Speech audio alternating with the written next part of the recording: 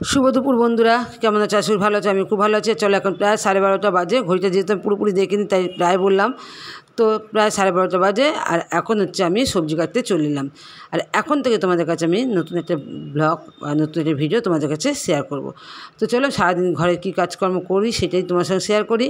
তো বন্ধুরা, এখন আমি চালতা কাটবো। রান্না বলতে বলে সেরকম কিছু হবে না, যে চালতা দিয়ে ডাল করবো আর একটু বেগুন কেটে নিলাম, বেগুন ভাজা করব। তো একটু বড় বড় করে বেগুনটা কেটে নিয়েছি। তবে কী হয়তো চালতা কিন্তু খুব একটা ভালোভাবে কাটতে পারি না, খুব একটা কি আমি চালতা ধরতে কাটতেই পারি না। তো চিন্তা করছি যে চালতা কীভাবে কাটবো। অনেকেই তো সুন্দর করে চালতা কাটে, চালতা কাটা কিন্তু এবার সিস্টেম আছে, তো সেই সিস্টেমটা আমি ঠিক সঠিক জানি না। তো যাই হোক, পাশের বাড়ির সম্পাদি আছে আমাদের পাশে, আমি ওনার কাছে যাব, এখন গিয়ে জিজ্ঞেস করে আসবো চালতাটা কীভাবে কাটে। খুব হাসি লাগছে না তোমাদের কথাটা শুনে? আমি এত নিজেই হাসি লাগছে যে চালতা কাটতে পারি না।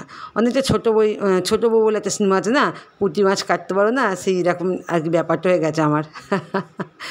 তো চলো, আমি চেষ্টা করলাম কিন্তু পারছি না বন্ধুরা। তো তোমরা দেখতে পাচ্ছ আমি এক প্রকার যুদ্ধই করছি চালতা কাটার সঙ্গে, চালতাটাকে নিয়ে। না, সময় নষ্ট করে লাভ নেই, এবার চলে যাবো আমি সম্পাদির কাছে। তো বন্ধুরা, সারাদিন কাজকর্ম করি, তার জন্য আমাদের শক্তিটা ক্ষয় হয়ে যায়, তাই না? আর সেই শক্তি পূরণ করার জন্য আমাদের কিন্তু খেতে হবে। তো চলো, এখন আমি খেয়ে নিচ্ছি রুটি আর চিনি। আজকে সেরকম কিছু নেই রুটির সঙ্গে, তো রুটি আর চিনি খাচ্ছি। তা এই খাবারটা কিন্তু আমরা ছোটোবেলায় খুবই খেতাম, তাই না? আমরা প্রত্যেকেই কিন্তু রুটি দিয়ে চিনি খেতে ভালোবাসতাম। তবে খাবারের কাছে কিন্তু ছোটো বড়ো কিছুই নেই, বয়সের কোনো ব্যাপার থাকে না। তো কিছু কিছু খাবার আছে যেটা কিন্তু বড়োবেলাতেও বেশ ভালো লাগে খেতে। তো চলো, এখন চিনি দিয়ে রুটি খাচ্ছে, ছোটোবেলার কথাটা মনে পড়ছে আমার। তো তোমার সঙ্গে একটু শেয়ার করছি। আর বন্ধুরা, যে যেখান থেকে আমার ভিডিও দেখছো, প্রত্যেকের জন্য রইলো দয়ালের আতুল চরণের মঙ্গল প্রার্থনা। ঠাকুর তুমি সবাইকে ভালো রেখো, সুস্থ রেখো, মঙ্গল রেখো, শান্তিতে রেখো।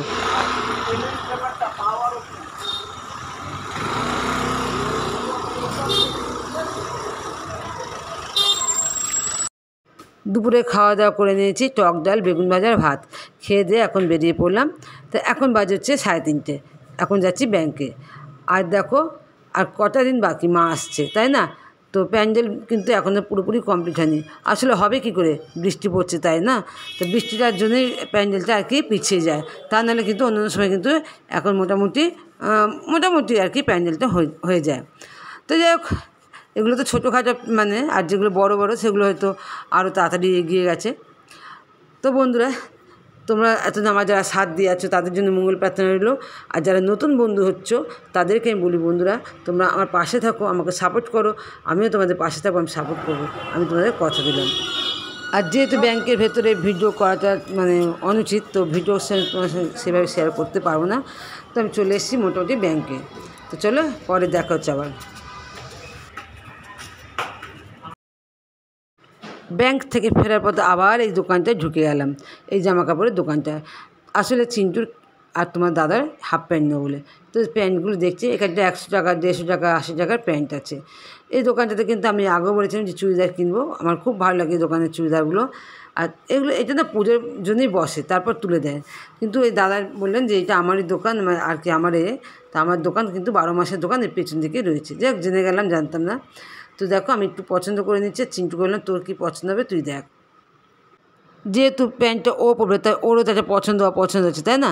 আর সবসময় কী হয়তো বড়োদের পছন্দ করলে কিন্তু হবে না, ওরা তখন বড় হচ্ছে, ওদের কিন্তু ইচ্ছা আছে, অনিচ্ছা বলতে আছে, ওদের ইচ্ছাটাকেও আমাদের কিন্তু গুরুত্ব দিতে হবে। তো বন্ধুরা, এখন কিন্তু 5:15, এখন চলে এসে মিস্ত্রি ভাই। আমি মিস্ত্রি ভাইকে খবর দিয়েছিলাম আমার জায়ের ছেলের হাত দিয়ে, এবং তোমার দাদাকেও বলেছিলাম। তো উনি এসছেন, এখন দেখো আমাদের নতুন পাখাটা লাগাবে। সত্যি বন্ধুরা, প্রচুর কষ্ট করেছি, কষ্ট পেয়েওছি, কেন তোমরা তো সবাই জানো যে কী বীভৎস গরম পড়েছে। জানি না, আজকে ঠাকুরের আশীর্বাদে একটু বৃষ্টিটা হয়েছে বলে একটু ঠান্ডা লাগছে, কিন্তু আবার দেবে কাল পরশু থেকে আবার গরম পড়বে। তো যাক, পচা ভাদ্র বলে না, তো পচা ভাদ্র পচিয়ে দিচ্ছে আমাদের। তো যাই হোক, এই ভাইকে আমি আর কি বললাম, একটু ভালো করে দিও ভাই। যাই হোক, তুমি 2 পয়সা নাও, কিন্তু যেন স্ক্রু ফুলগুলো ভালো থাকে।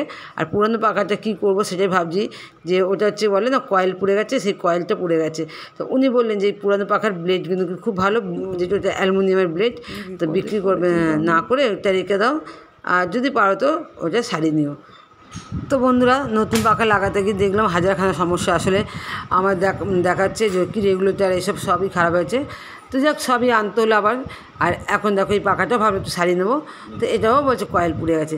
তো সব কিছু আর কি চেঞ্জ করতে গেলে এটা হচ্ছে 800 টাকা লাগবে। তো আমি চিন্তা ভাবনা করলাম, যে বললাম যে পরে আর কি চিন্তা ভাবনা করে তোমাকে বলবো। তো চলো পাখা লাগানো হয়ে গেছে। আর এখন দেখো ঘরটা কতটা নোংরা হয়েছে। তো এদিকে কিন্তু আমার প্রার্থনার টাইমটা হয়ে যাচ্ছে। এখন আমি ঘর ফর ঝাঁট দিচ্ছি, দিয়ে সন্ধ্যে প্রার্থনা দেবো। তো বন্ধুরা সত্যি কিন্তু আজ 1 বছরের বেশি মনে হয় এরকম পাখা আমার ঘরে খারাপ হয়ে গেছিলো, সারাতে পারিনি। তোমরা বুঝতে পারছো একটা মানুষের প্রথমত হচ্ছে আর্থিক সমস্যাটা, এটাই হচ্ছে সবচেয়ে বড় কথা। তোমাদের কাছে লজ্জা নেই, আর এটা আমি না বললেও তোমরা বুঝতে পারবে যে একটা পাখা কেন মানুষ সারাতে পারে না, যে কী এমন অসুবিধা ছিল। আর্থিক টাকা পয়সা না থাকলে তো মানুষ এমনি সারিয়ে দেবে না। তো যাই হোক, আমি এখন এই ঘরটা ঝাঁট দিচ্ছি। আর সত্যি কিন্তু মনে একটা আনন্দও লাগছে যে একটু আমরা কষ্ট করে এত রোদ বৃষ্টি থেকে এসে ঘরে অন্তত একটু শান্তির নিঃশ্বাস ফেলতে পারবো এই ভেবে। তো ঘর ঝাঁট দেওয়া আছে, তো দেখলাম গামছা অগোছালো, কয়েকটা জামা প্যান্ট একটু এদিক ওদিক করে পড়াচ্ছে। তো চলে সেগুলো পরিষ্কার করে নিই।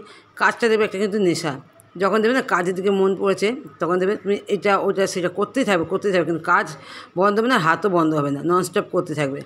এরকম আমার ক্ষেত্রেও কিন্তু হয়। আর আমি ঝটপট করছি যে তোমার প্রার্থনার টাইমটা হয়ে আসছে। সন্ধে হয়ে গেছে, ঘরের লাইটগুলো সব জ্বেলে দিয়েছি।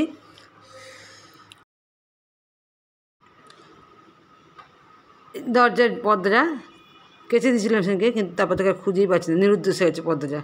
অনেক চেষ্টা করলাম, কোথায় যে ঝুঁকানো হয়ে গেছে তাই জানি না। তো এই যে জানালার পর্দা ছিল এখানে দিয়েছিলাম কোনো রকম একটা, হয়তো কোনো দিন ভিডিও করার জন্য। তো যাক বাজে লাগছে দেখতে, ঝুলছিল, তো আমি এটা খুলে দিলাম একেবারে। ফাঁকা থাক তাও ভালো, কিন্তু মানে একটা বাজেভাবে ঝোলার থেকে ফাঁকা থাকাটা অনেক বেটার আমার মনে হলো। তো ওই জন্য পর্দাটা আমি খুলে দিলাম। তো চলো এখন চিন্টু স্নান টান করেছে, তো করেছে এখন দেখো শীতে কাঁপছে। এদিকে কিন্তু পাখাটা চলছে, বেশ ভালো স্পিড আছে। আর এদিকে নতুন প্যান্টগুলো যে কিনে নিয়ে এসছে ওগুলো সব ধুয়ে দিল, ধুয়ে জানালার মধ্যে মিলে দিল। তো বন্ধুরা এই ছিল আজকের ভিডিও। তো শুভ সন্ধ্যা সবাইকে। আমার ভিডিও শেষ করছি, সবাই ভালো থেকো।